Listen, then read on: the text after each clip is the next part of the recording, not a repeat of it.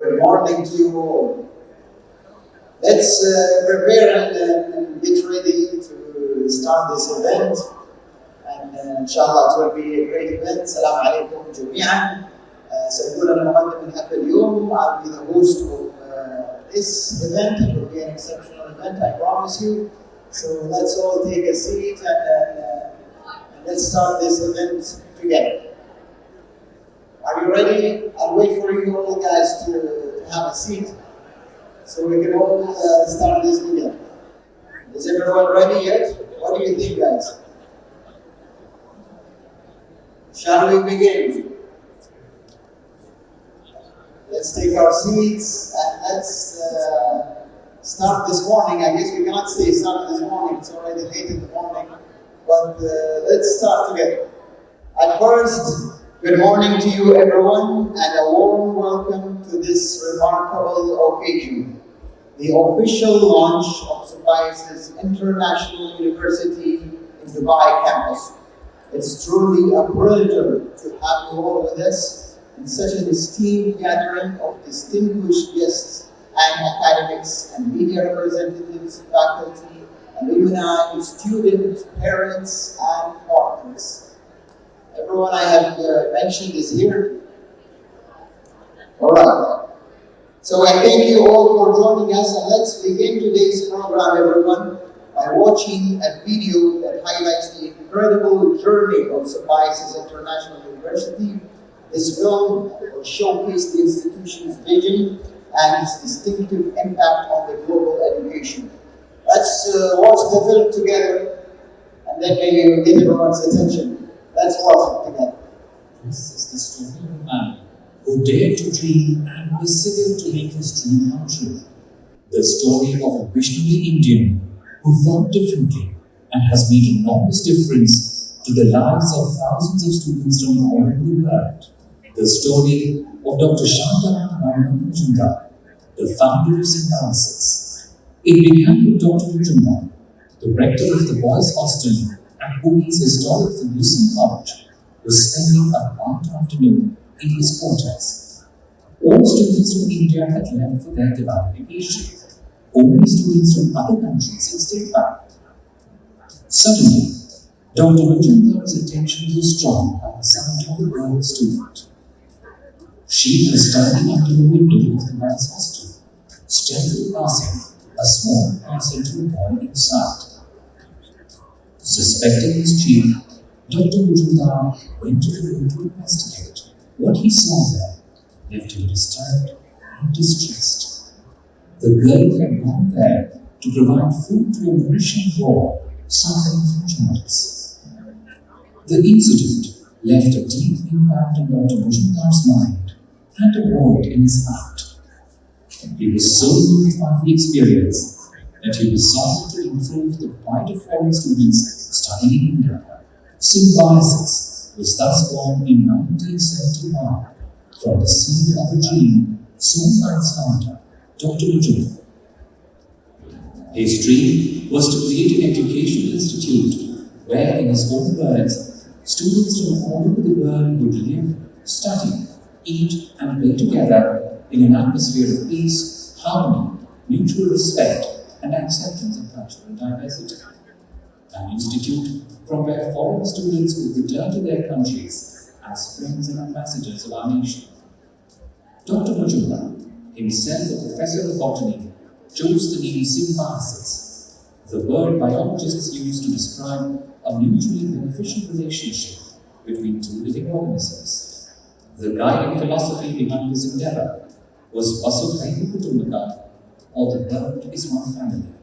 Over time, Symbiosis has come to dwell not just within the walls of its many institutes, but also in countless hearts the world over.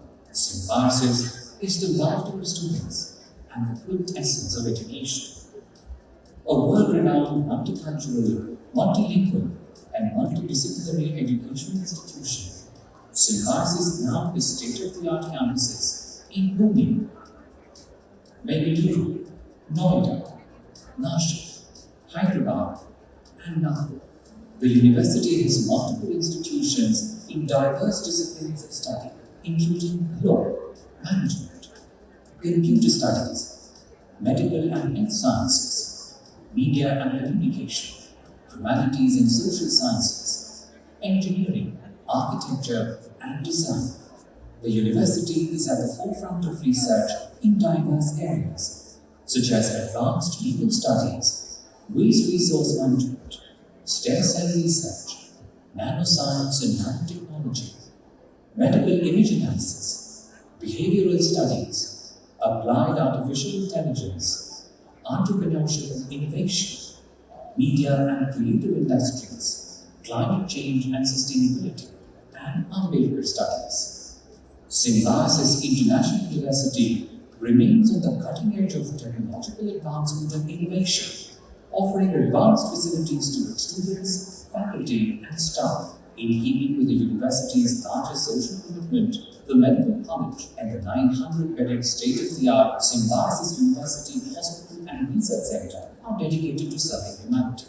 Symbiosis International University has also established a presence in Dubai, offering several specialized academic programs powered by highly qualified faculty and a strong industry-academia interface to help students build next-generation skills and become leaders of tomorrow. Its network of more than 300,000 alumni worldwide, including over 1,000 alumni in the UAE, provides valuable support for internships and placements. Symbiosis International University Dubai is also approved by the Ministries of Education in the UAE and India.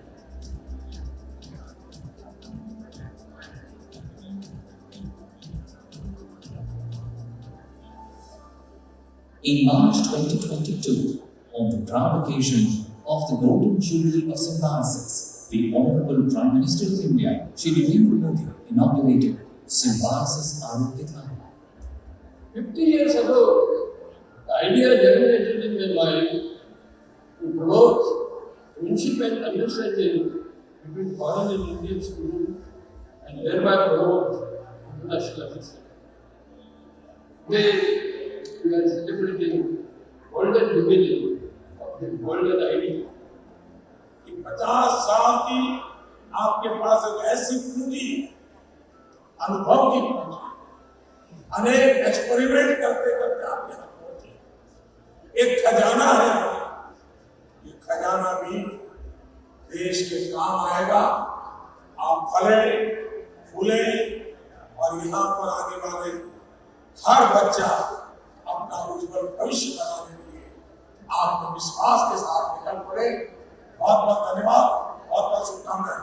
Symbiosis International University is truly internationalizing education, empowering every student to become a catalyst for change, a beacon of hope, and a force for a better world.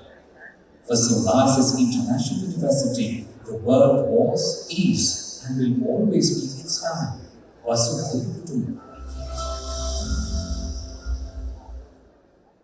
I think the video shows an incredible journey. Special thanks to Dr. Mujumdar for this amazing journey he had. How was the video, everyone? All good? I feel like the video deserves a bigger round of applause. What do you think? Yeah. Exactly.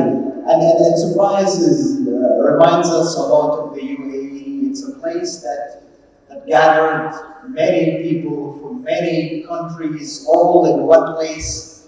So it was a home for whoever's home is far away. So as we said, it was a great journey. And now after the video, ladies and gentlemen, it is my honor to welcome to the stage Dr. Vidya Yeravdekar, the Prof. Chancellor of the Symbiosis International University. Of course, she had a great dedication to this amazing journey. So let's give her a big round of applause together and welcome her to the stage.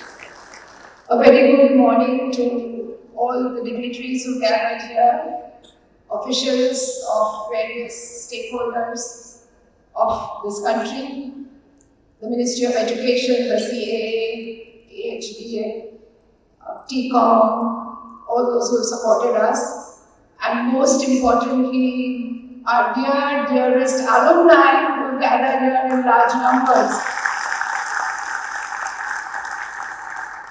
It's indeed a great day for all of us at Symbiosis, and a very, very memorable and historic moment for Symbiosis International University.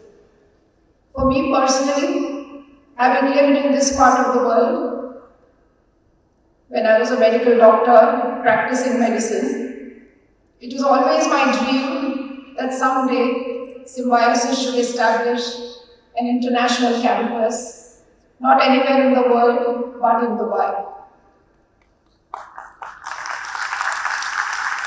One man who created Symbiosis 53 years ago in 1971, who's present here at the young age of 90 years, Dr.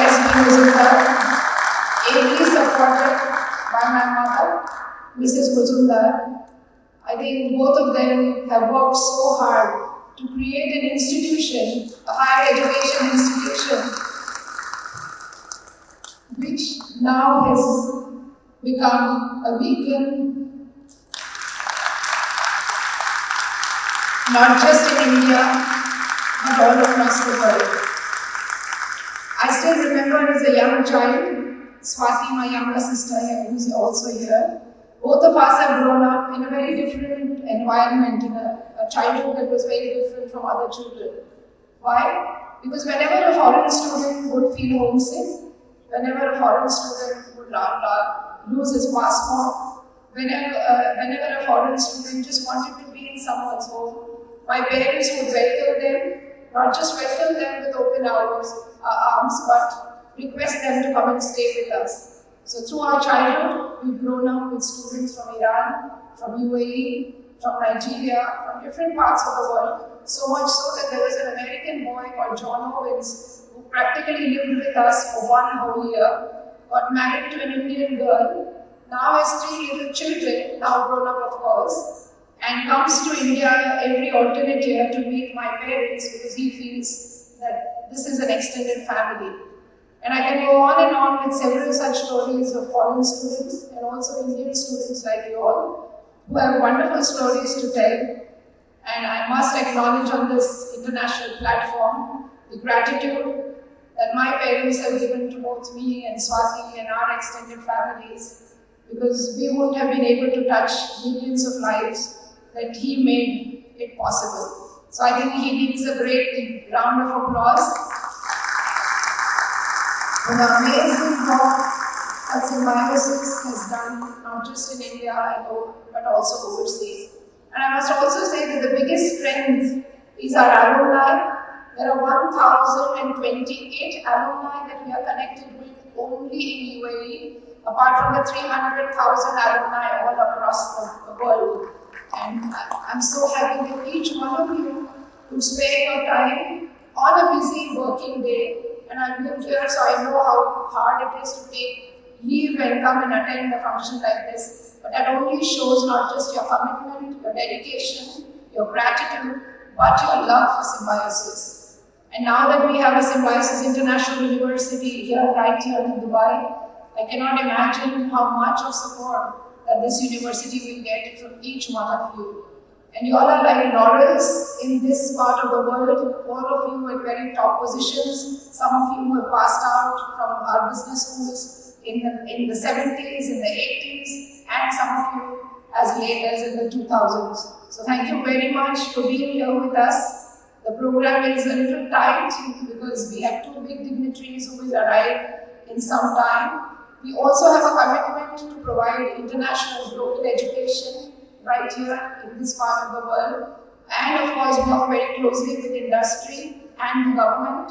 And I'm so happy to inform you that as a mark of our commitment towards internationalization, we have the Vice Chancellor of one of our strongest partners, Aston University, my dear friend Alex, with whom we are signing a MOU in front of you. And of course, one of the largest infrastructure companies globally and in India, the LMT, the CHRO is here, and I'm sure all of you know that the big boss of LMT is an alumnus of Symbiosis, Mr. Subramaniam, who must have been your colleague someday sitting in the same classroom.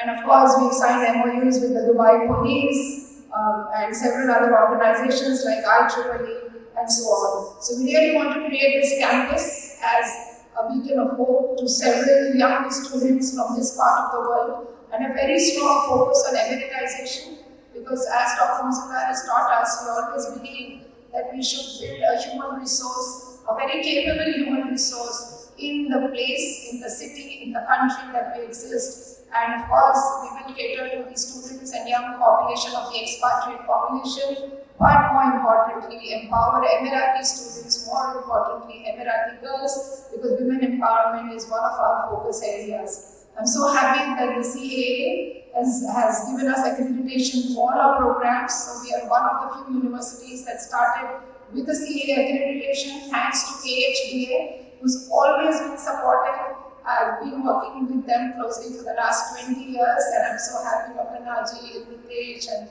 the Director General will soon be here, and I, Mr. Ahmad, and others.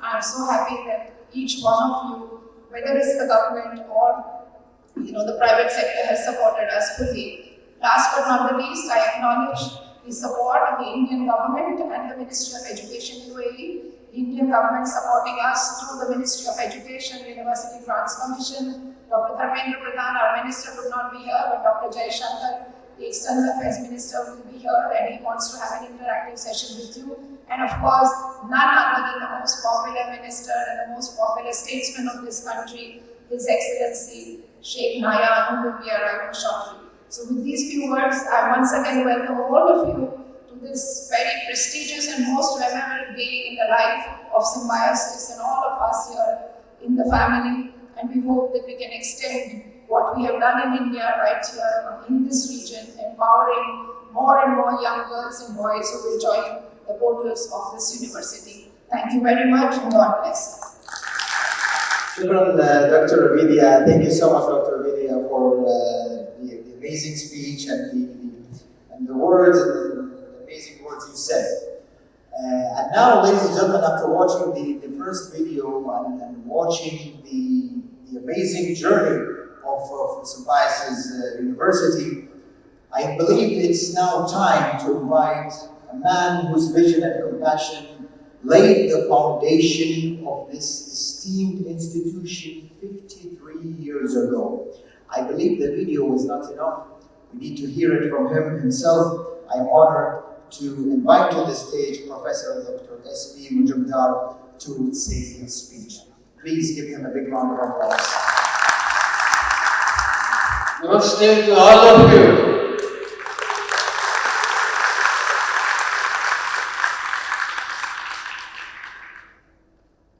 My dear alumni, students, faculty, and friends. It is my pleasure and privilege to meet all of you after a long, long time.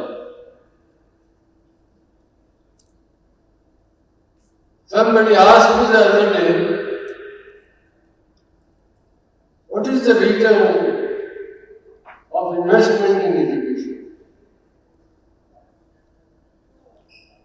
And I told him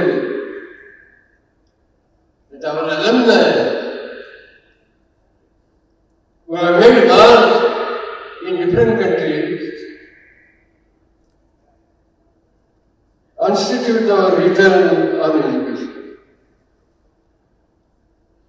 And therefore what I say here today is nothing but tremendous returns on the investment, efforts, and good wishes of all. Symbiosis was born when a professor of botany in Ferguson College. And to me and to all of you,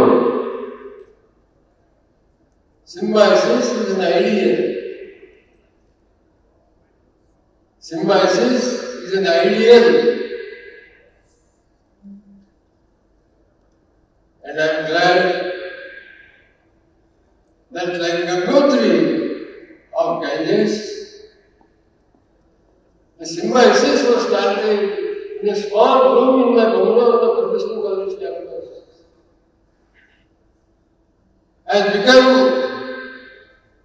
a very prominent education institution locally in Pune, nationally in India, and now we are going to be international. So local has evolved into national, and national has evolved into international. And I am glad that today all of you have come here to witness the inauguration of Symbiosis International University in Dubai. Thank you so much. I would love to talk to you more, but since time is limited and short, I only wish that the dream which I thought way back in 1971, and the dream was symbiosis and Vasudhaiva Kutumbakam, world is one family. May this world family, world as one family, we soon realize through our efforts, through the support of government, will be realized very soon. God bless you, and my dear friends. My only request to you is, since the motto of symbiosis is Vasudhaiva Kutumbakam, let us resonate this all, with all of you saying Vasudhaiva Kutumbakam, Vasudhaiva Kutumbakam, loudly, Vasudhaiva Kutumbakam. Thank you.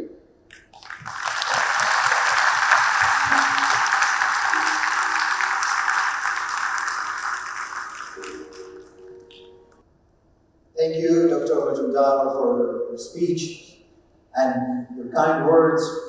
كل الشكر والتقدير للدكتور مجمدار على كلماته الطيبة على خطابه الطيب. And now, ladies and gentlemen, as a part of today's celebration, we are excited to announce the launch of the Symbiosis Alumni Network Dubai chapter. This chapter will serve as a vibrant community connecting over 950 alumni at the key positions based only in Dubai and fostering collaboration across industries and disciplines. And now, let's view the launch together.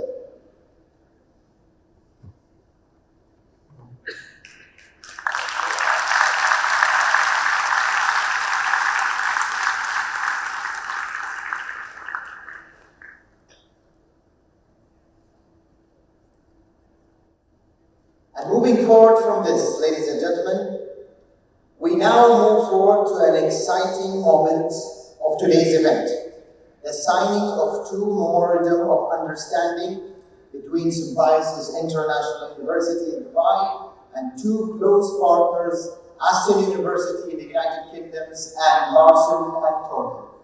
Let's give them a big round of applause before we give an introduction of our event. First up, Aston University, located in Birmingham, UK, is a renowned, well-run public research institution. And as well as Larson and Turbo, is a multinational renowned for its expertise in engineering, construction, technology, and manufacturing across diverse industries globally. These strategic partnerships, of course, will strengthen our commitment to a lifelong learning and global collaboration. And now I would like to invite the representative from Austin University to join us on stage for the signing ceremony.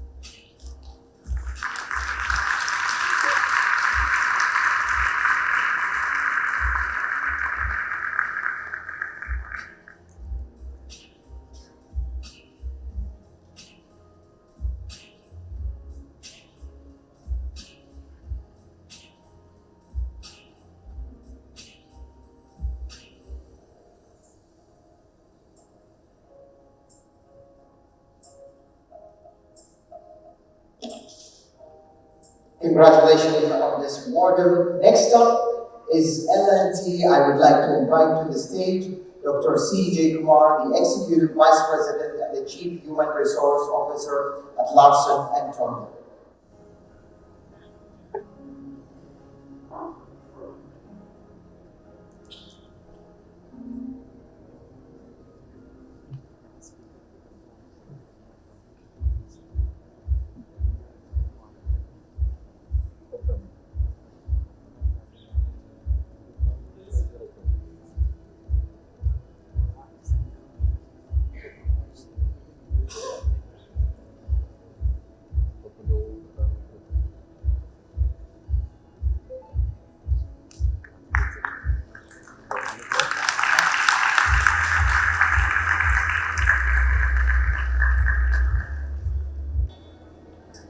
Good morning.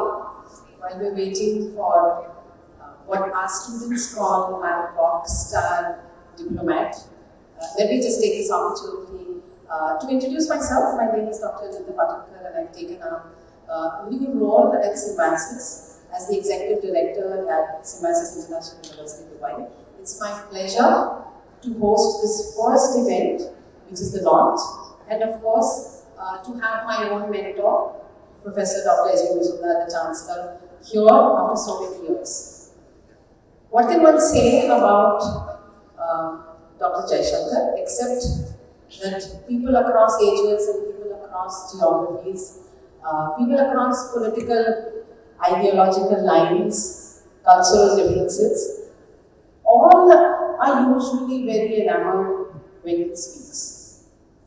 We are blessed that this morning, for our inaugural function, we have two stalwarts, His Excellency Sheikh Nahyan, as well as the External Affairs Minister of India. And I think it's a great moment for me and for everyone at SIU to pause and to thank everyone who's supported us in this huge journey across 53 years. There is a reason why governments across these two nations, why schools, why organizations, why people, parents, students, stakeholders, value the education that we bring. And I think the reason is simple.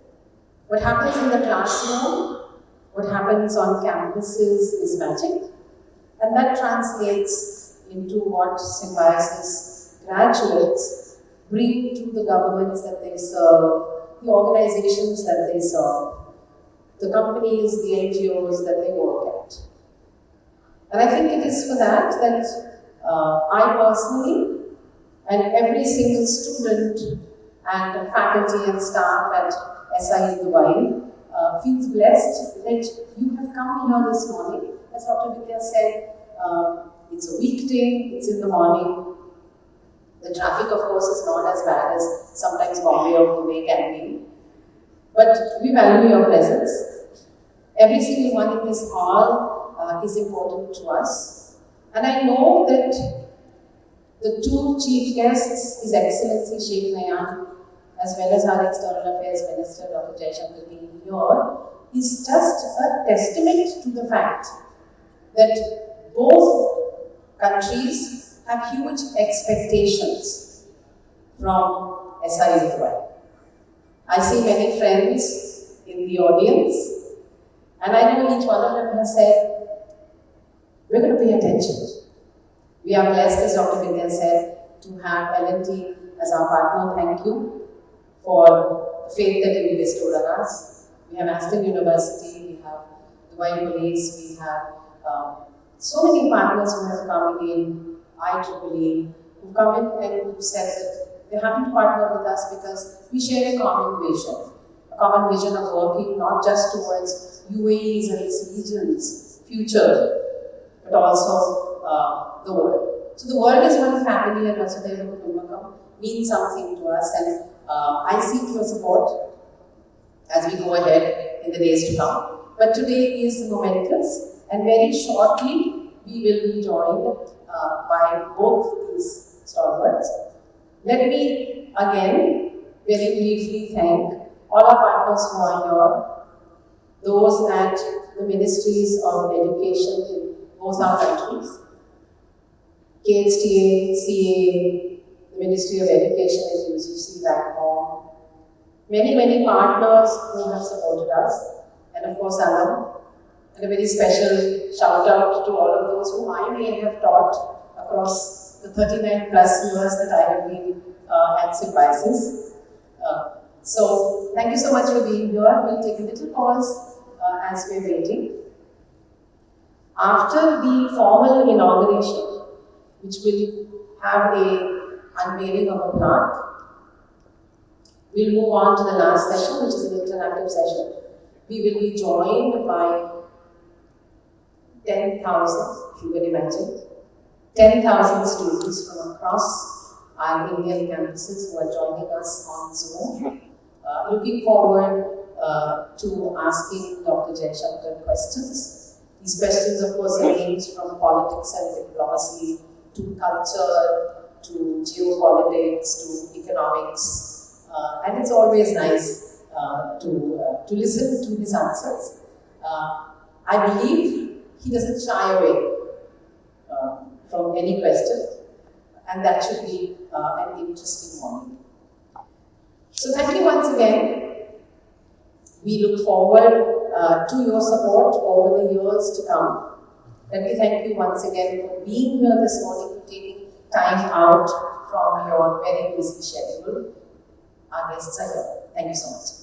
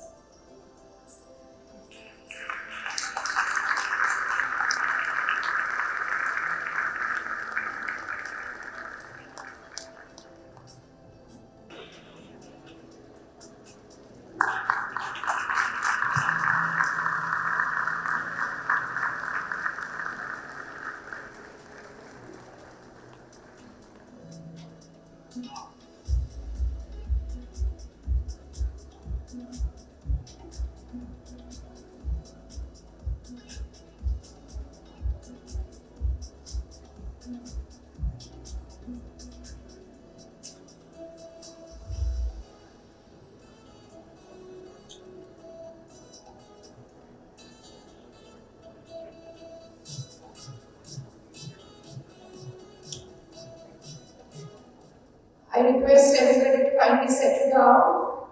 It's a great moment in the history of Symbiosis International University India and Symbiosis International University Dubai. We are none other than one of the most popular personalities, not just of this region but the world, and a very popular personality in India as well, His Excellency Sheikh Nahyan, who we welcome wholeheartedly. We also have one more, as we call him, a rock star in India, His Excellency Prof. Jaishankar, the External Affairs Minister. We have Her Excellency Mabarak, the Director General of AHDA, Ambassador Sanjay Sudhir, the Council General of India, Mr. Satish Sivan, several other dignitaries from UAE, from TCOM, from AHDA, from CA, and of course the wonderful Symbiosis alumni who have created a mark in the corporate world. 1,028 alumni of Symbiosis right here in Dubai gives us the strength to create a campus for excellence. I request our Honorable Chancellor, Dr. Mujumdar, to please come on the stage. Namaste to all of you. Your Excellency, Sheikh Nahayan, Your Excellency, Dr. Jaishankar, Dr. Vidya, Dr. Raman, distinguished alumni of Symbiosis, esteemed dignitaries, and my dear students. On behalf of Symbiosis International University, it is an honor to welcome you to this memorial. Today marks a new chapter in the journey of Symbiosis as we bring our mission of knowledge, collaboration, and global understanding into it. I was still mentioned here that many years ago I met His Excellency Sheikh Nahyan on lunch, and that was 14th November 2003, and it's a very coincidence that Sheikh Nahyan is also inaugurating Symbiosis International University in Dubai. It's a coincidence. Friends, as I reflect on my 6 decades of education, I recognize the vital truths. Our education system must do more than simply educate. They must instill ethics,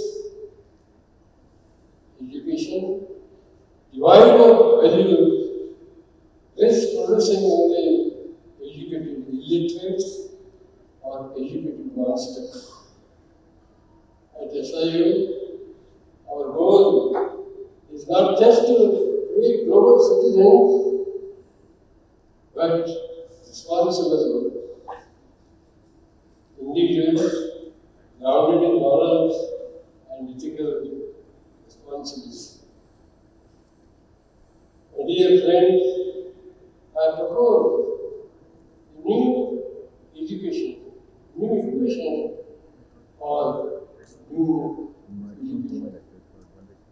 Technology plus spirituality equal to progress, peace, and prosperity.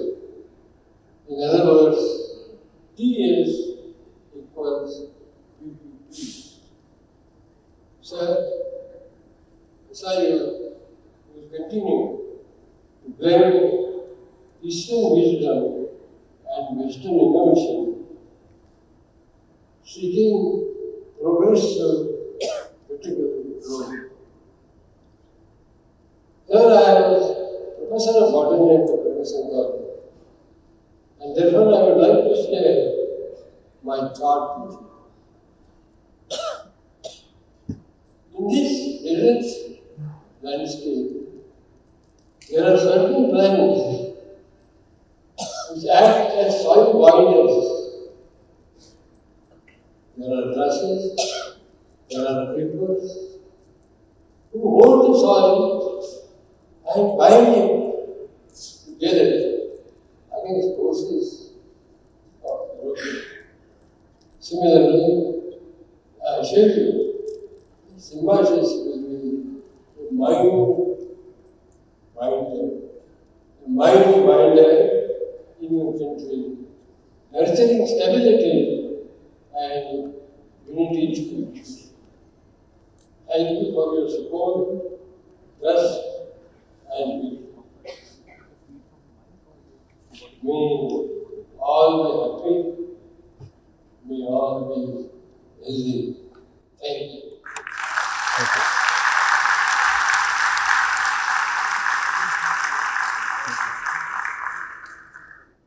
Thank you, Dr. Mujumdar, for your enlightening speech. And now I am honored, and it's a great honor to me, to invite His Excellency Sheikh Nahyan bin Mabarak.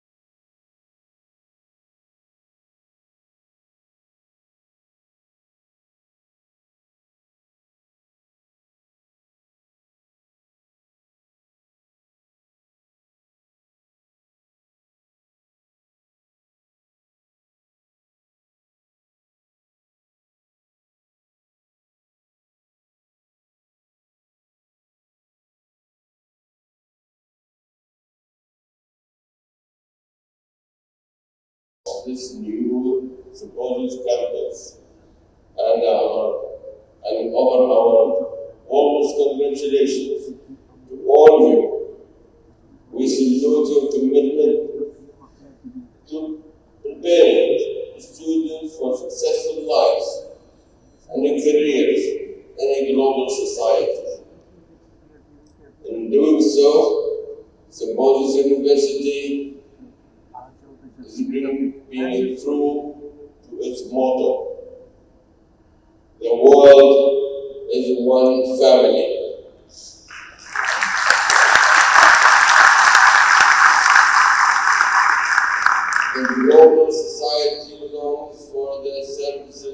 people who are well educated and appreciate the moral necessity of a culture of knowledge, progress, kindness, and respect.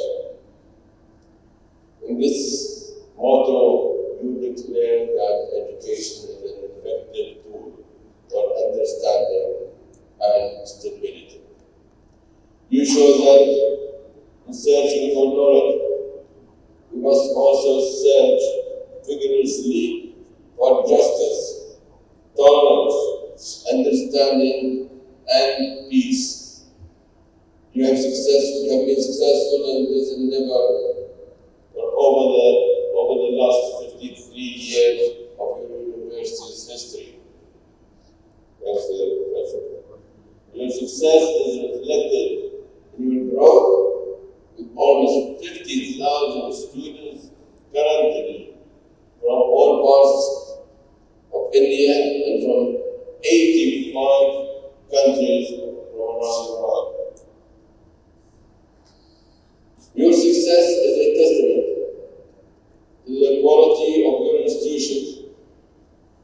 I want to take this opportunity to congratulate everyone who has worked so hard on this new branch of Symbiosis International University in Dubai. The learning and growth that students experience on this campus will repay your hard work many times over in the many years to come.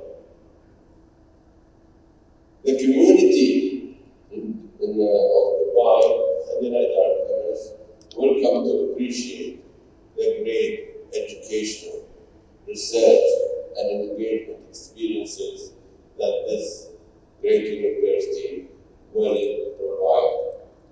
Ladies and gentlemen, I trust that you have just celebrated a joyous Happy Diwali.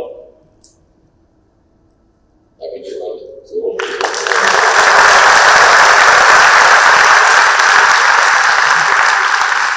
I hope this new campus will be an embodiment of the hopes embedded in the festival of light, the triumph of knowledge over ignorance, and of light over darkness. And that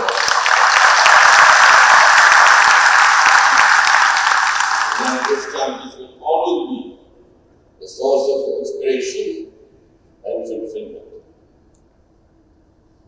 In the midst of these celebrations, we express our appreciation for the Indian community in the United Arab Emirates. We are delighted that Indian citizens constitute a prominent and essential element in our society, and they have been very much part of our prosperity and development. So we appreciate every Indian who work and live in the UAE. This is your country. You will come to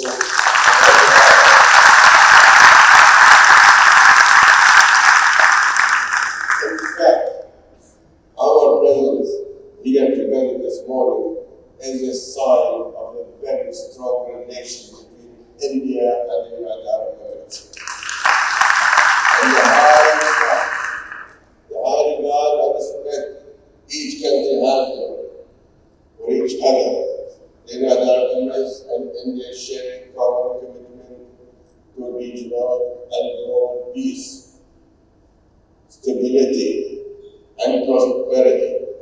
Both our countries look at education as the foundation on which we support our businesses, our governments, our culture, our intellectual pursuits, and our way of life. My dear friends, I share in your pride today as together we inaugurate Symbiosis International University in Dubai, make your first international flourish, prosper, and become one of the finest institutions in the country and in the region. May it always be a university of unquestioned integrity, a shining model of success, with a special focus on contributing to the prosperity of the country, the region, and all the people. Along with all of you, I am optimistic that this campus will be a welcome addition to our national knowledge system in Dubai and in the United Arab Emirates. Once again, congratulations and best wishes in the years to come. God bless you all. Thank you.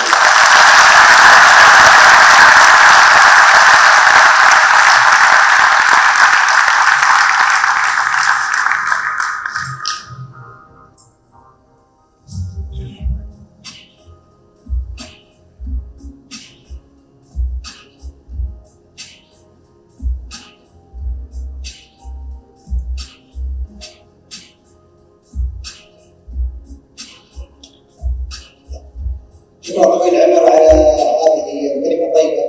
We thank His Highness Sheikh Nahyan bin Mabarak for his inspiring speech. شكرا مرة أخرى طويل العمر على هذه الكلمات. And now I am honored to welcome at the stage Dr. S. Jaishankar, the Honorable External Affairs Minister of India, to deliver his speech. His Excellency Sheikh Nahayan, Mabarak Nahyan, Minister of Tolerance and Coexistence, UAE. Dr. S.P. Mujumdar, Chancellor, Symbiosis International University. Dr. Vidya Yeravdekar, Ambassador of India, Consul General, faculty, students, friends.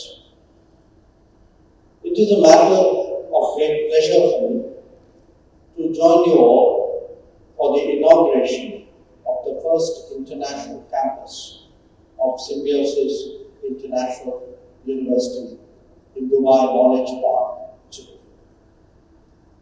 I'm told that this campus is the first international branch in this country to earn full accreditation from the Commission for Academic Accreditation of the Ministry of Education, UAE. This is both a testimony to the Symbiosis International University's own quest for global academic excellence, as well as to our ever-deepening relationship. I must congratulate the Chancellor, Symbiosis International University, and his entire team for this achievement. Friends, I'm happy to learn that the new campus will offer courses in management, in technology, and media and communications. As one of the top universities in Asia, I'm confident that Symbiosis will replicate its outstanding quality of teaching and pedagogy in Dubai to prepare its students for 21st century skills. In the spirit of the motto of the university, that is, the world is one family, I'm sure that this campus will foster greater collaboration and research linkages between scholars of India and the UAE for mutual prosperity and for global growth. This philosophy is also deeply entrenched in India's National Education Policy 2020, which aims to internationalize and share best practices of the Indian education system, including, I should add, setting up of offshore campuses. Today's ceremony is not just an inauguration of a new campus. It is a celebration of the growing educational cooperation between our two countries. Right now, Indian curriculum and learning is being imparted to more than 100 international Indian schools in UAE that benefit more than 300,000 students. India's Central Board of Secondary Education, National Institute of Open Studies, and Institute of Chartered Accountants are among those providing institutional and student certifications in the UAE. With the inauguration of this campus, Symbiosis International University will set a new benchmark in terms of Indian college education.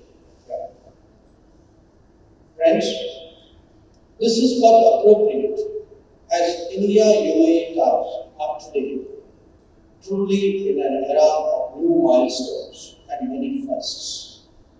Indeed, Prime Minister Modi's historic visit in 2015 is certainly a first in this century. So too is our comprehensive economic partnership, which was negotiated in record time. Trade and investment levels between our countries are at new levels and increasing with each passing year. Fintech linkages like RuPay, Jaiwa, or UPI, Money are also the first in their way. In fact, the activities and collaborations that are constantly expanding, be it in renewable energy, in infrastructure, digital technology, defense, or security, they are all path-breaking in their own way. So I would like all of you to be aware that this campus and your education is part of a larger trend that has seen India and the UAE come close in an unprecedented way. Having said that, I also want you all to reflect on your own situation and all its implications. A university setting up a campus abroad is not just a bold step, but a concrete commitment to the goal of a globalized India. They certainly render an education service, but even more, connect us to the world by strengthening our living bridges. And that, dear students, means all of you. Today's youth has extraordinary opportunities, but along with it, formidable challenges. You have access to technology and an exposure to the world that we could not have even conceived of, perhaps even a decade ago. I sometimes try to put myself in your shoes. At this age and stage, what is most important for you is your peer group and your immediate family. At the same time, you all have developed great community awareness and have a strong devotion to your nation. These multiple levels of sentiments are, in fact, reinforcing. A commitment to achieve excellence never ends as an individual objective. It is a competitive spirit that motivates all around you, contributes to a larger collective spirit, and forges a national character. Every society ultimately draws strength from the quality of its human resources.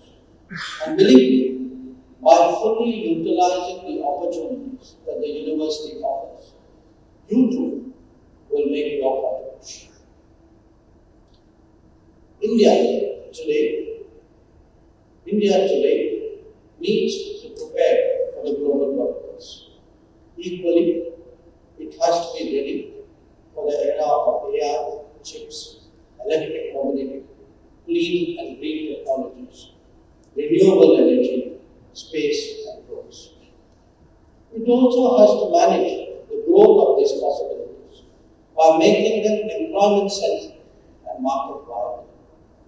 And while doing so, it has to continuously communicate amongst ourselves and to the world the benefits of our contemporary direction as a society.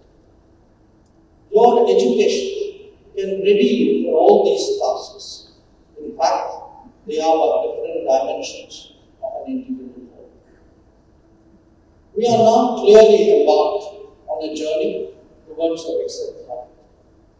It is an endeavor that will require well-wishers and partners. The UAE ranks foremost among them.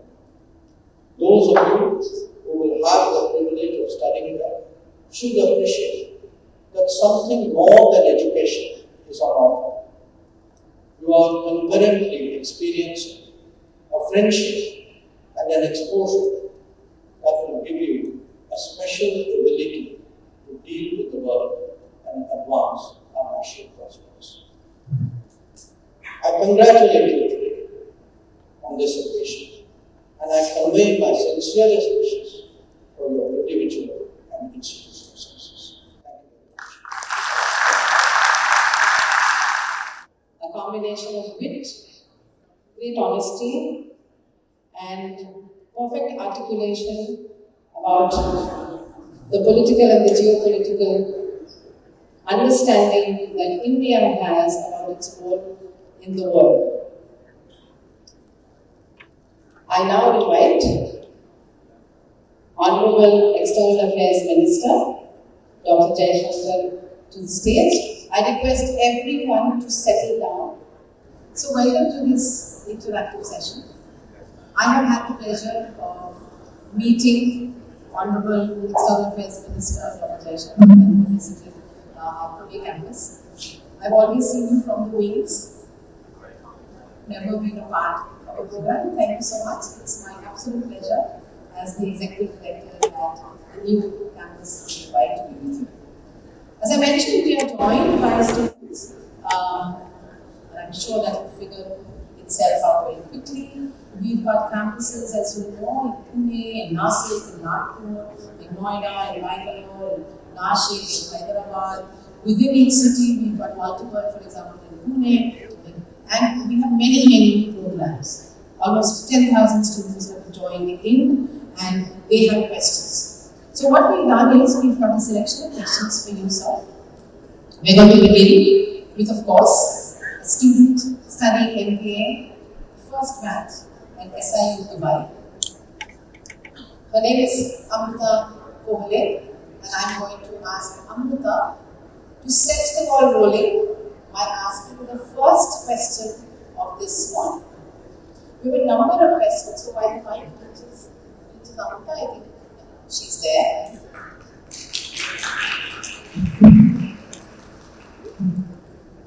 Hello, ma'am. Go ahead, sir.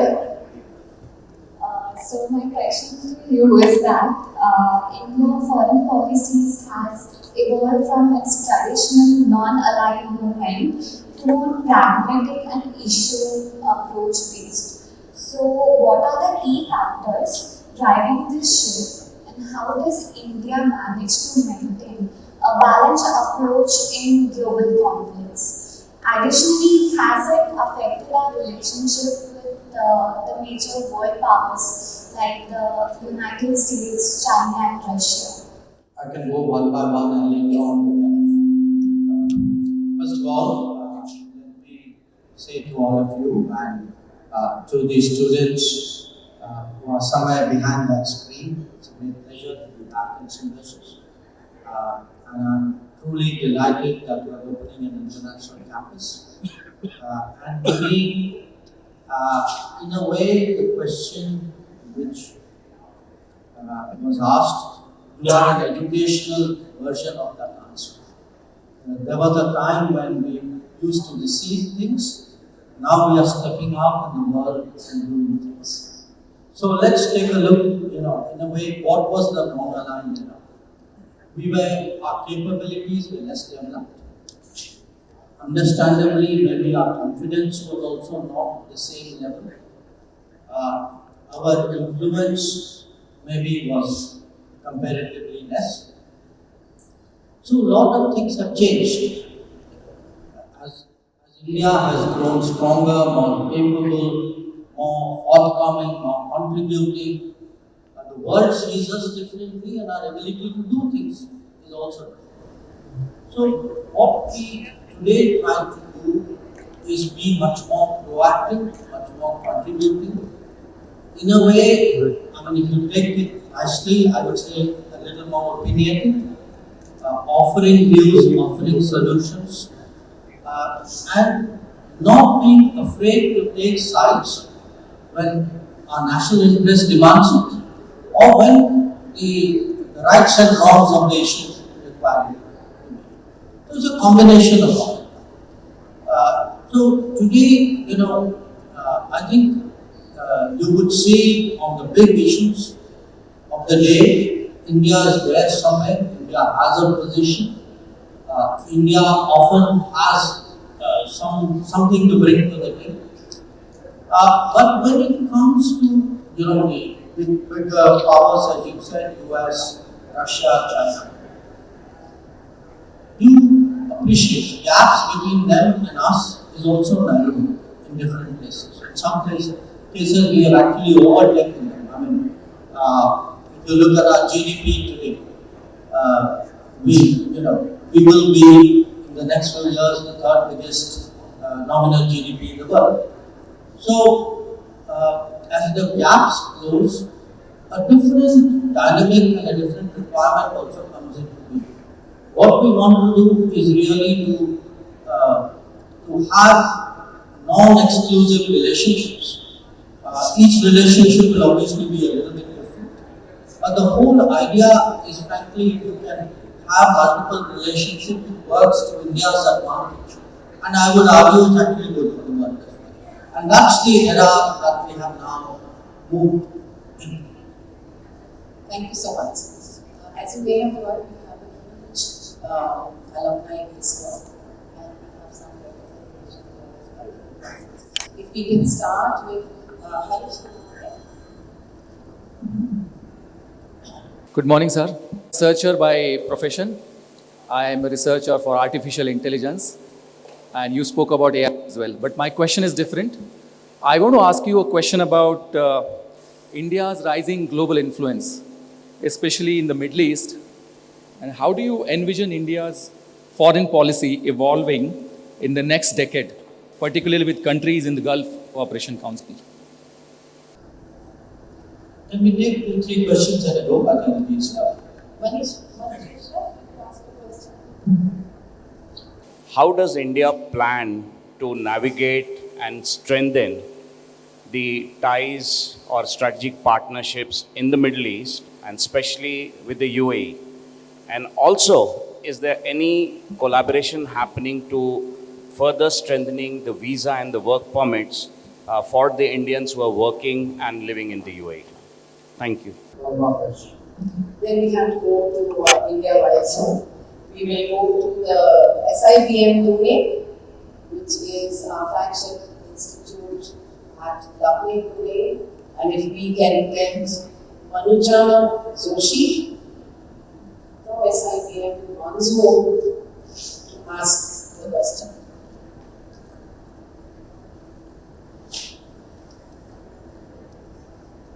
So we are looking for SIBM Pune campus at Lucknow.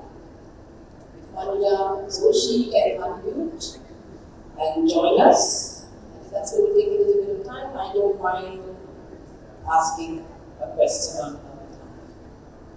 So just give us seconds, and sometimes it takes time. So I think while we're waiting, why don't I ask a question? The question is, there has been an alarming rise of deep fakes in recent years. During simmering political tension between countries, we have observed how the deep fake technology is exploited from mass media from either side to create strong but often incorrect perceptions in public minds. Just to have a competitive edge of a war of narratives. As a diplomat, how do you perceive such events of artificial intelligence, and how do they actually affect the functioning of external affairs? Well, it's interesting that the first gentleman who asked said that he's working in AI. Yes. And the last question ends up on deepfakes. Look, let me put these broadly, the 3 questions together. I think one part of it is how do we navigate the Middle East, okay? And part of a larger foreign policy. The other is really, in a way, the challenges of the new era, the AI era, the deepfake problem, etc. When it comes to the Middle East, at one level, I think it's important to take a clear stance on certain issues like terrorism or hostage taking, which should not be justified or rationalized in any circumstances. On the other, there are issues, which pertain to conflict situations. There is such a thing as humanitarian law. There is such a thing as concern for the lives of civilians. So, in terms of the immediate issues today before us, I think India certainly advocates that, keeping in mind these concerns I mentioned, that the conflict should be brought to an end sooner rather than later. Like the rest of the world, we are concerned about the widening possibilities that it would go broader into the region or beyond the region. We have seen a little bit of that. We've seen, for example, because of strikes on shipping, commerce to between Asia and Europe has been impacted. But somewhere in all of this, there is also an issue which is, what is the answer to the Palestine question? That how do you deal with that? And because what is clear is that unless there is a solution there, this is going to be a festering issue. So there is a kind of an immediate short term, a slightly medium short term, something a little bit beyond that, but certain issues which have continued over time need some kind of definitive answer. And here we do favor a two-state solution. We do think that there will have to be a Palestinian state which coexists alongside Israel. And it is today, I think, the international community's takeaway from the current situation is that this entire set of issues, the immediate and the not so immediate, must all be worked upon to find an answer. But if I were to step back, because one of the questions related to work permits to Indian community here. Think for a moment about this region. Altogether, 9 million Indians approximately live in the Gulf. Okay.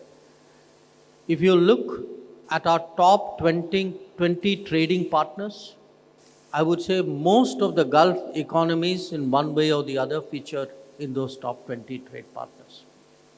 If you look at air connectivity, you look at energy, they would be among the most intensively connected destinations. They would be among the most critical energy suppliers. So if you are looking at trade, you're looking at employment, you're looking at energy, you're looking at mobility, by every metric, this region is becoming more and more crucial by the day. And we need really, it is also acquiring, I would say, a political weight, which is very important for global diplomacy. So I think there's a very strong case here to invest more energy. In fact, if I were to look at foreign policy over the last 10 years, since 2014, across the world, to me, the UAE relationship is one of the relationships that has actually changed most dramatically for the better. And when there are good political relations, the one consequence of that, it's an interesting dynamic. A good community promotes good political relations. Good political relations actually helps the community. So you saw that during COVID, the manner in which the community was actually taken care of in this part of the world, which, let me tell you, was very different from many other places. When we looked at people coming back, we actually did not expect that so many people, for example, would come back from Europe, because they were largely left to fend for themselves. So I would say today we are very well poised to grow this relationship. I think even the establishment of this campus is an illustration of how welcome we are here. I think, as Sheikh Nahyan said, I've been treated as, as a home away from home. That is a very powerful sentiment, which you don't often hear expressed in diplomacy. So I'm very, sort of very positive about the prospects of how we are going to fare in the Middle East. In terms of the AI and the deepfakes, look, it's a huge challenge. It's a huge challenge because we are moving into an era which we can, where science fiction is going to be left behind. That thing, we are going to see things which we forget about somebody writing about it. I think we are going to see reality which is not even being imagined today. And the consequences are going to cut across every possible domain. Now, deepfakes is an example of that. So we'll have to build for, in answer to that question, how do you, in a way, manage political narratives and political activities, knowing that there are deepfakes out there? It's going to be a new experience. And which is why, actually, today, it's all about data, data, and data. Protecting data, data privacy, cyber security, these are today going to be crucial. And on AI, we are going to see, in a way, both a level of transformation and a level of competition. Because it's actually going to shape the global balance of power. And there are very few things about which you can make such a strong statement. So I would say that it's something in diplomacy, it will create challenges. Can we have some understanding? Can actually countries of the world come together on some basic understanding on AI? When we,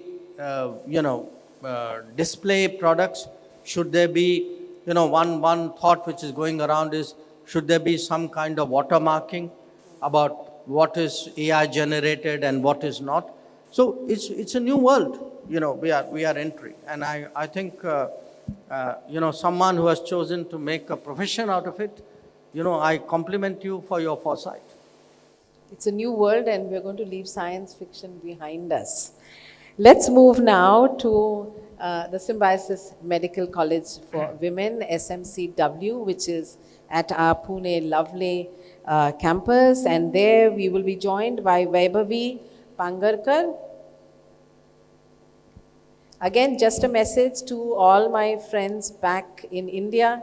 If you're not able to join it, perfect. Can you unmute yourself, Vaibhavi? Okay, Vaibhavi, if you don't mind, can I ask your question on your behalf? Vaibhavi is saying, with the rise of India as a global education hub, what are your ministry's plans to attract more international students to Indian universities? How do you see the role of Indian universities like Symbiosis in supporting these efforts? Shall we take a couple more questions? Can we go to Bangalore, SIBM Bangalore? If we can go to SIBM Bangalore, and where, let's see if we're lucky with Janvi Khanna, and if Janvi Khanna can unmute herself. Okay, we can't hear you, Janvi. I'm going to read your question. What is your vision for India's future foreign policy, particularly in fostering collaboration among developing nations, particularly in fostering collaboration among developing nations and positioning India as a leader within that group? I hope I'm third time lucky when we go to SIBM Nagpur. If we can go to SIBM Nagpur. SIBM Nagpur, can we hear you? Jordan Thomas. Jordan? Good morning. My name is Jordan M. Thomas. I'm an MBA student from Symbiosis Institute of Business Management, Nagpur. And this is my question to you. So how many more years do you think it is going to take for us for the achievement of Viksit Bharat, and how we as citizens of India can help in achieving this goal faster? Thank you, sir. Let me go with these three. The fact that an Indian university is setting up a campus here is part of globalizing education. But globalizing education cannot and should not be a one-way process. I think it's equally important that our own students and our own campuses have a better sense of what is happening in the world. And certainly as part of the new education policy, we are trying today to increase the number of international students, trying to make it easier for them to get admissions, and support them, encourage them in different ways. But there are other aspects to it. We would like, for example, to see also foreign universities set up campuses in India, possibly do collaborative degrees, and reach relationships with different universities. Certainly in the foreign ministry, we are very, very keen that foreign language education improves, because that we think will add to employability in India, that there is a global demand, there's a global workplace for which people would be better suited if they knew some foreign language and some foreign culture. These are all efforts that we at the Education Ministry are taking together. And in fact, I think even for this particular campus, I think Minister Dharmendra Pradhan had come here earlier, had discussions. So we work very much in tandem on this issue. Flowing from that, what is the vision for foreign policy and what can we do with developing nations? In fact, the first question answers the second question. One of the things we can do for the global south, for developing nations, is actually education. Education, physical education, do it physically as well as doing distance education, virtual education. But we have, I think, in different ways, experiences to share with other countries, some of which may be relevant, some of which may not be. But when we look at anything we do well in India, I think that's something that can be on offer to the rest of the world. Now, I can give you very different examples. Our digital public infrastructure, the manner in which we have created today a backbone by which services are provided, governance is done, benefits can be given, all of which cuts down corruption, improves efficiency. Now, a lot of countries are very deeply interested in that. I've heard about it in Africa, I've heard about it in Latin America, in the Pacific, and many of our companies actually are being directly contacted by foreign governments and foreign players for that. A very different example would be, say, IT. Again, there'll be a lot of countries who are keen to look at IT skill centers. Things which we take for granted may not be available to them. Or I'll give you a totally different example. We have in the last few years massively improved electricity connections and piped water supply to houses in India. Now, many of these companies who do this, who are doing grid connections, who are doing water distribution, sewage, they are today actually very much in demand in other parts of the world because they have the same problems.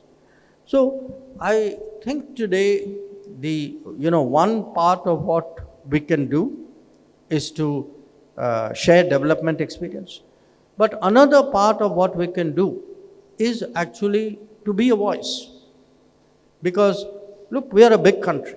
We are the most populous country in the world. We are one of the biggest economies of the world. Today we have a very confident leadership. So if there is an issue, we can raise our voice, and we do raise our voice. When we were having a bit of a problem about buying Russian oil, a lot of countries came to us and said, look, we would like to do what you are doing, but we're not in a position to do it. We like to say what you are saying, but we can't always say it. So, how to be a voice, how to give courage to others, how to articulate what is in their hearts, but not what they can always express. I think those are also very important, I would say, differences that we can make. And finally, your question about Viksit Bharat. The last 10 years, in a way, have created a foundation. We have created a better governance foundation. We have created a strong digital foundation.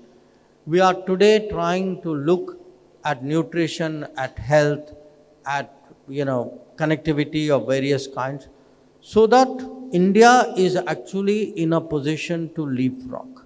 That someone who's 20 years old today in India, in the next 20 years should see a dramatic sort of leapfrogging of our capabilities and of their quality of life.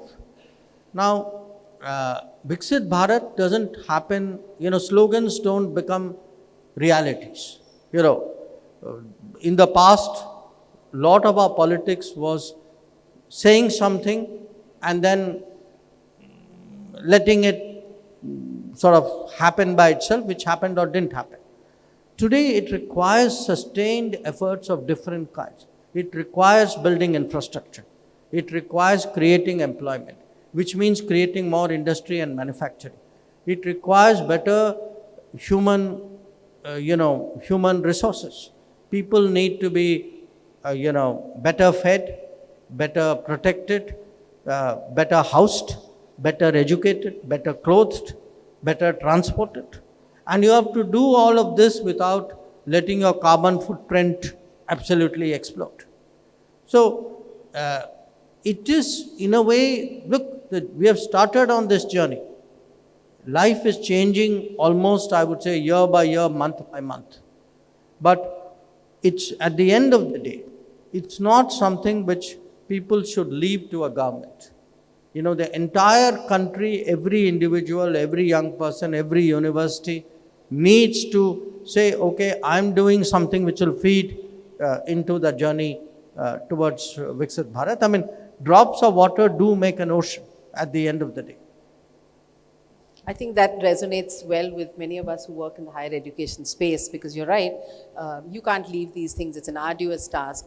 You can't leave it to governments, and therefore we will work on that. Let's move now to our campus in Hyderabad. We're going to SLS Hyderabad, where MVS Arun. Arun, are you there? Good morning, Honorable Minister. Myself, I'm Arun Kashyap, 4th year law student of Symbiosis Law School, Hyderabad. My question to you is, how do you think immigration impacts the economy of the host country? Also, what impact does it have on the foreign exchange of our country? Thank you, sir. So his question was, how do you think immigration impacts the economy of the host country, and what is the impact it has on the foreign exchange of our country? Immigration. Yes. Let's go to SIOM Nasik so we can have a couple of questions. SIOM Nasik, we are moving to our campus in Nasik, Maharashtra, where Shivani Agarwal will ask her question. Go ahead, Shivani. Shivani, you need to unmute yourself. Yes. Good morning, Honorable Minister. This is Shivani from Symbiosis Institute of Operations Management, Nashik. My question to you is, given the growing demand of organic and fair trade products globally, and your recent focus in expanding India's trade footprint in Latin America and Africa, what strategies are being considered to expand globally, and how can we leverage partnerships for competitive and global environment in cases of global standards in light of Make in India and strategic trade partnerships? Thank you. Sikh, let's go to Noida, SLS Noida. If we can get SLS Noida, Soumik Suman. I am a second year learner at Symbiosis Law School, Noida. Honorable Minister, my question to you is, at one hand, India is aligned with countries like Russia, China, South Africa through BRICS to counterbalance the G7. Conversely, India is also a part of Quad Alliance, seen as a counterweight to China's influence in the Indo-Pacific. How does India navigate these seemingly distinct alliances, and what is the strategic vision behind balancing these relationships? Maybe one more. One more, let's go to our Vimannagar campus in Pune, where we're joined by SSLA, Symbiosis School for Liberal Arts, Shreya Iyer. Hello, sir. Hello, sir. My name is Shreya Iyer and I'm from the Symbiosis School for Liberal Arts. My question to you is with regards to the recent sanctions by the US government against 2 Indian nationals and 19 private Indian entities on charges of sharing dual-use technologies to Russia. What has been the response of the Indian government on the matter? And will a change in the US administration impact this in any way? Thank you. Thank you. So, may I? Yes, please. I think slowly the era when we used to speak about immigration is now changing to an era where we are contemplating both a global workplace and mobility. That people will go out physically, or the world will come to India. That will also happen. There are already close to about 2,000 global capability centers in India of big foreign companies who actually employ Indians in India for the work, which is somewhat different from the old outsourcing model. Similarly, if you look at global workplace demand, I see, for example, a profession which may not readily occur to you, say merchant shipping. You'll be amazed today how many people from India actually man ships of different nationalities. I see this when I fly. You look at the air crew, how many of them are from India.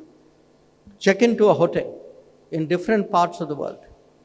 You often meet Indians who will be working in a hotel, not necessarily in India, not necessarily in even in the Gulf or Southeast Asia, but far away.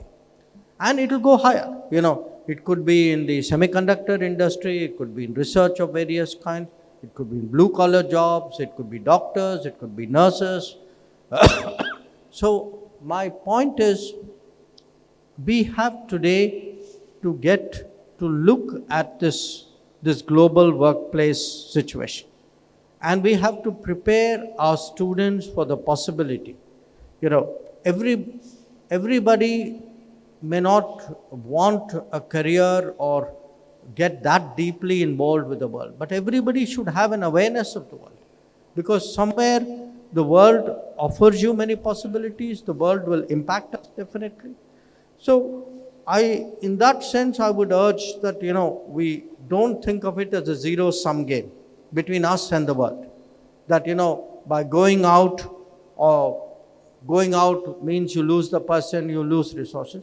It's a very variable dynamic, and you look at many of the benefits that we get, as a result of all of that. I mean, I'm sitting in Dubai. Look at the impact today that Indian community in Dubai have made to India's progress in India.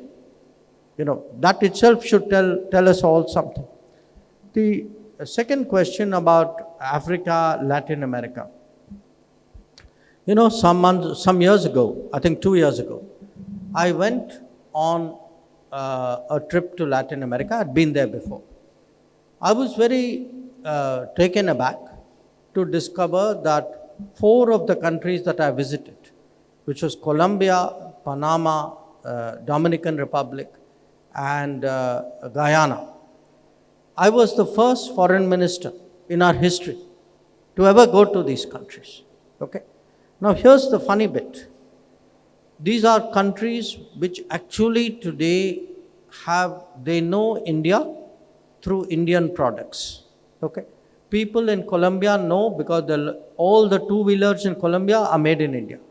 Okay? People in Dominican Republic know because they were one of the biggest gold suppliers to India. Okay. In Panama Canal, in Panama, they know of India because there's a big Indian community there, a lot of trading, a lot of ships go through Panama Canal. So they know the economic India, they know the commercial India.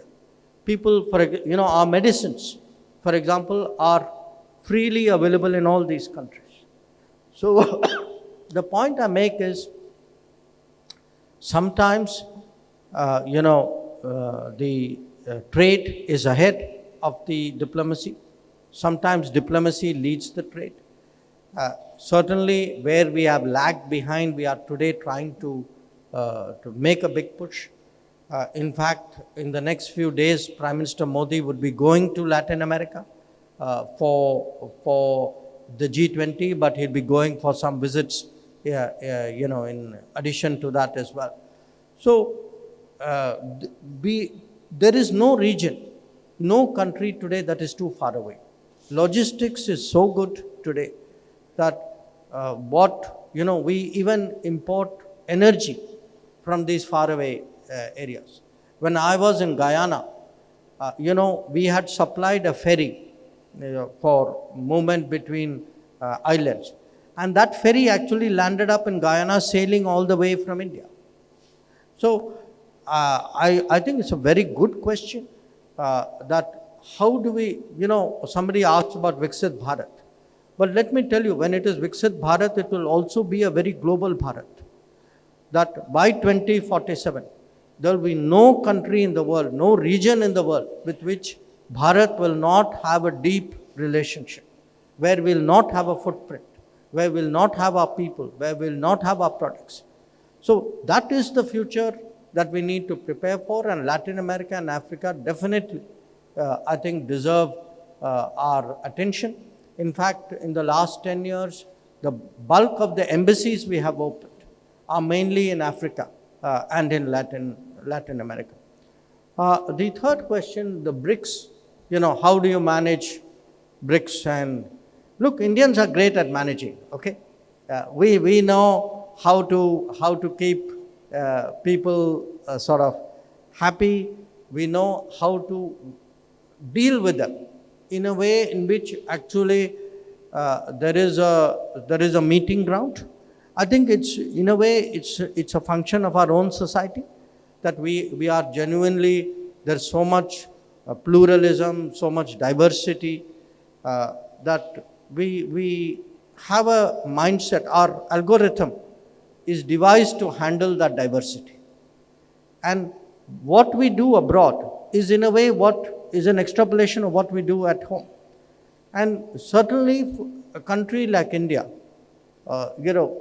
we are today too big, and frankly, our position today is such that we should have relationships. There should be equal relationships. We should never allow any other country to say, you cannot have a relationship with somebody else.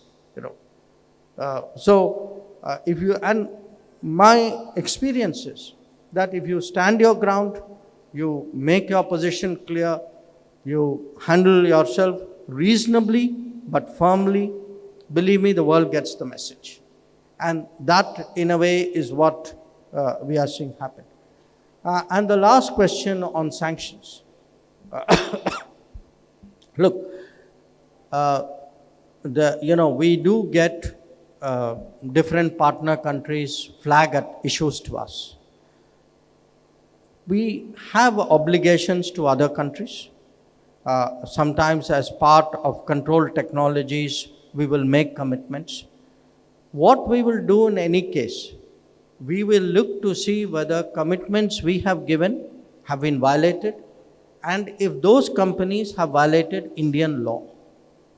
So this is not something which, others can bring matters to our attention, but the determination is something that India will make about Indian companies. That is the right thing to do. It is the legal thing to do, and that is actually the case in this particular example. Thank you for that answer. Let's move now to SIMS, the Institute of Management Studies at Khadki, Pune, where we are joined by Ayushi Pandey. Good morning to all the esteemed dignitaries. Good morning, Honorable Minister, sir. I am Ayushi from Symbiosis Institute of Management Studies, Khadki. My question to you today is, speaking at the Valdai Discussions Club at Sochi, Russian President Vladimir Putin said that India should be included as the global superpowers, as it is one of the fastest growing economies in the world and hence deserves to be on that list. If that happens, what avenues will open up for the Indian economy and how will that impact the education sector of the country as a whole? Thank you so much. From Khadki, let's go to another campus, SICSR, which is the Institute of Computer Studies and Research, which is in Model Colony. Ninad, go ahead. Good morning, sir. My name is Ninad Patil. I am from Symbiosis Institute of Computer Studies and Research, and my question is, with the current US election outcomes potentially influencing global economic and trade policies, how do you see India and US relation in the future, especially in areas like technology and IT sector? Thank you. And we go to our last question. We'll go to our first campus in Pune, Senapati Bapat Road, SSE, Symbiosis School of Economics. If Vidit Vaswani can ask his question. Good morning, sir. I'm Vidit Vaswani from Symbiosis School of Economics, and my question is, considering the strategic importance of the Middle East for energy and trade, how is India fostering relations in this particular region, especially in the context of the I2U2 emerging bloc? The first question pertained to something which President Vladimir Putin of Russia said about India. Now, when somebody says nice things about you, it's always welcome. But I think it should also make us reflect on what is the impact which we are actually making on the world, because that is the reason why leaders say things about you. You know, leaders are very careful normally, by the way, giving out sort of accolades and appreciations. I would say, from my interactions with Russia, but with other countries as well, I feel sometimes, because in India we are seeing the change every day in our lives, or every week, every month, many of those changes, the impact of it is not as dramatic as you see it from outside. Now, many leaders and many countries today actually, in an interesting way, have a more objective view of what has been achieved in India. And they do feel today that, look, today India has a political stability when much of the world does not have. India is an easier place to do business. India is a place where technology of, striking kind of deeper roots. They come and compare the infrastructure of the old, how hard it used to be to travel in India, even between cities, to what it is like today.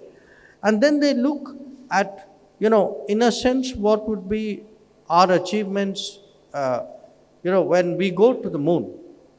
It's a matter of pride for us. But please understand, there's a lot of respect that we get from the rest of the world. When we actually produce vaccines and look after 1.4 billion people, and then send vaccines out to the rest of the world, the world surely takes note. When we look at an area like telecom, and say, okay, India has its 5G stack, or India digitally has an India stack, people note that.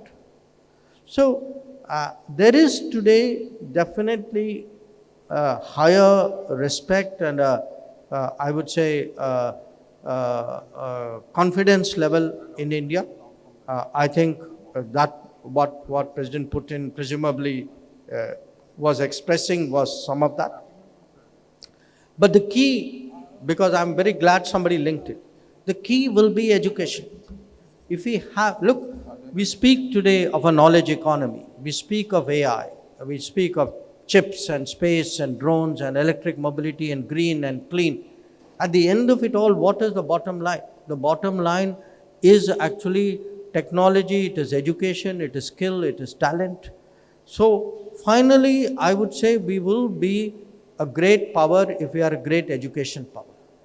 And that is where, to my mind, universities can actually will be the game changer for India. The US election question. Look, I just want to say, President Trump is a president with whom we have worked before. We had a very, good, strong relationship during his time. India-US relations actually grew during that period. If you look at, different dimensions of it. So, there is a previous experience and a previous record here. And structurally, the relationship is very sound. We had a good run with President Biden as well. But definitely, I think President Trump will undeniably change in many ways the way the world is today. No question about it. I mean, I would in many ways say that his impact on the structure of international politics of the world order will be much deeper than any of his predecessors. Now, it's up to us. Do we use that as an opportunity? And again, I'm glad, the linkage was made to technology, because technology is our strength. That today people may set up factories, they may have a particular, technology or a product. At the end of the day, they need people. Now, it's up to us whether we can put qualified people, capable people, talented people out there to partner with the rest of the world. And if he reroutes supply chains, if he builds new supply chains, it will actually help India industrialize faster, employ in much greater numbers, create a manufacturing industry on which we have been behind. So, all of this could actually be a strong opportunity for India. And the last question, coming back to the Middle East, where we are. Yes, the I2U2 was one initiative. I also flag IMEC, the India, Middle East, Europe Economic Corridor. I think the current problems are impacting it a little bit, but I'm very confident that we'll get back to business. So once again, really, thank you. I mean, those questions itself tell me so much today about the interest of the youth in the world. Again, let me take the opportunity to congratulate Symbiosis on this very important occasion and wish all the campuses that I see, all the students and teachers I see, the very, very best. And I hope with some of you whom I have not visited before, I have an opportunity to do so in the future. Thank you. Thank you, Dr. Jaishankar. Always a pleasure. And I think there are a lot of students who have a lot of questions yet, as you've seen, and we need to get you once again to the campus here as well as in India. Always a pleasure, always a delight to listen to your thoughts. And while it's absolutely true that India is more confident and India is doing so many wonderful things, I think the fact that our External Affairs Minister, Dr. Jaishankar, does such a wonderful job of articulating our position on so many issues helps a lot. Thank you once again. If we can invite our Chancellor, Dr. Mujumdar, and Dr. Vidya on stage. So thank you very much for all the support as always, and we look forward to many such interactive sessions We would just request the Aston University Vice Chancellor, Dr. Alex Subik, sir. We just want to have a picture with him. We exchanged the MOU this morning.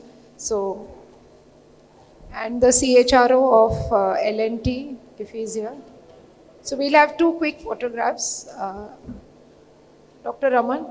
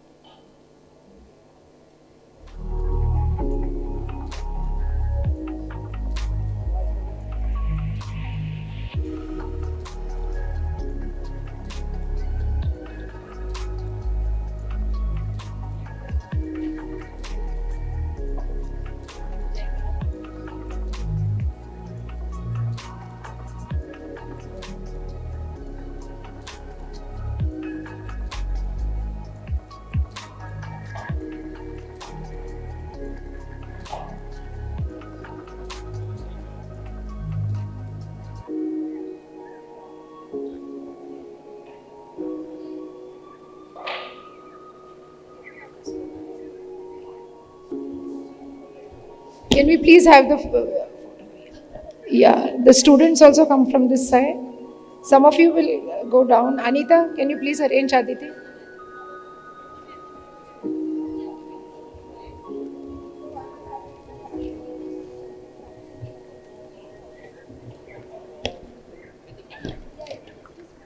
Everyone else who's part of our family, please bear with us while the students, the first batch at SIU Dubai, joins us for a picture on stage.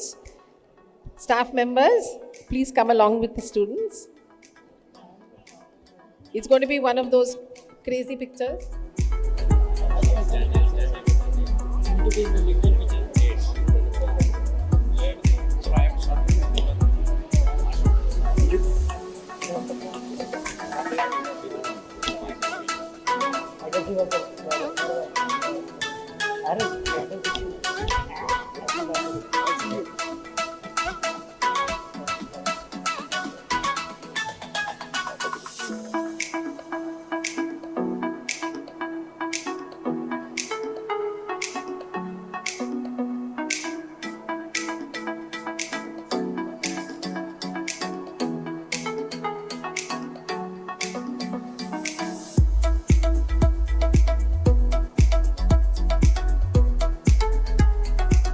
Everyone is taking pictures. Let me thank everyone back at home in India at our various campuses for joining in. Thank you, students. Thank you, faculty. Thank you, directors. Thank you, our IT network guys who've worked very hard for this. Thank you for joining in on this very, very momentous day, which is so important, not just for SIU Dubai, but also for SIU. Please join us. Those of you who are here at the Hotel Hilton Al Habtoor, please join us for some refreshments. Let me thank our wonderful team of volunteers, led very ably by Arohi. Thank you so much for all the wonderful work that you've done. Thank you, parents who've come here and who are parents of our first batch. Thank you, alum. I will be in touch with all of you to try and see how we can work together and how we can provide a perfect ecosystem and family for all the students who have joined us, not just this year, but in the coming years. Thank you all our educational partners and our academic partners for being here. That you are here means a lot to us. Of course, no vote of thanks is complete without my personal gratitude as well as the appreciation that SIU Dubai has for our leadership back at home, the Chancellor's presence, Mujumdar Madam, our Pro-Chancellor Dr. Vidya, Dr. Rajiv, Vice Chancellor Dr. Raman, and the entire team who's been supporting us for this huge event. Thank you very much for being with us. I hope you enjoyed this day. Have a wonderful day ahead and a wonderful week too. Thank you so much.